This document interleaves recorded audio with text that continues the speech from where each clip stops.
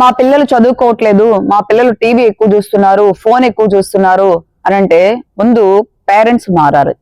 పిల్లల ముందు parents phone use చేయకూడదు, అలాగే టీవీ చూడకూడదు. పిల్లల ముందు పేరెంట్స్ గొడవ పెట్టుకోకూడదు, అరవకూడదు. పిల్లల ముందు పిల్లలు ఇంటికి రాగానే ఒక పీస్ఫుల్ అట్మాస్ఫియర్ పేరెంట్స్ క్రియేట్ చేయాలి. అలాగే మీరు ఎర్లీ మార్నింగ్ లేస్తే వాళ్ళు ఎర్లీ మార్నింగ్ లేస్తారు.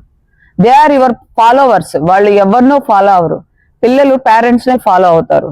నేను లేట్ గా లేస్తాను, నేను టీవీ చూస్తాను, నేను ఫోన్ చూస్తాను, బట్ నువ్వు మాత్రం చదువుకోవాలి, నువ్వు ఎర్లీగా లేవాలి అంటే పిల్లలు లేవరండి. పిల్లలు పేరెంట్స్ చూసే ఫాలో అవుతారు. They are empty papers. మనం ఏది వాళ్ళకి ఫిల్ చేస్తే, ఏది వాళ్ళ కళ్ళ ముందు కనిపిస్తే వాళ్ళు అలాగే తయారవుతారు. కాబట్టి ముందు పేరెంట్స్ మారండి, పేరెంట్స్ యొక్క లైఫ్ స్టైల్ మార్చండి. పేరెంట్స్ చాలా మంది జంక్ ఫుడ్ తింటూ ఉంటారు. పిల్లల ముందే ఎక్కువ నాన్ వెజ్ తినడము, junk food, oil food, bakery food, out side food ఎక్కువ తిని పిల్లలు హెల్దీ ఫుడ్ తినాలంటారు. ఎలా తింటారు? మీరు వాళ్ళ ముందు జంక్ ఫుడ్, ఆయిల్ ఫుడ్ ఇవన్నీ తింటూ మా పిల్లలు మాత్రం హెల్దీ ఫుడ్ తినాలంటే తినరు కదా. సో వాళ్ళు కూడా అలాగే తయారవుతారు. సో కాబట్టి ఇక్కడ ముందు మారాల్సింది ఎవరు అంటే పేరెంట్స్. మిమ్మల్ని చూసి మీరు అసలు చెప్పవలేదు, మీరు ఏది చేస్తే వాళ్ళు అదే ఫాలో అవుతారు.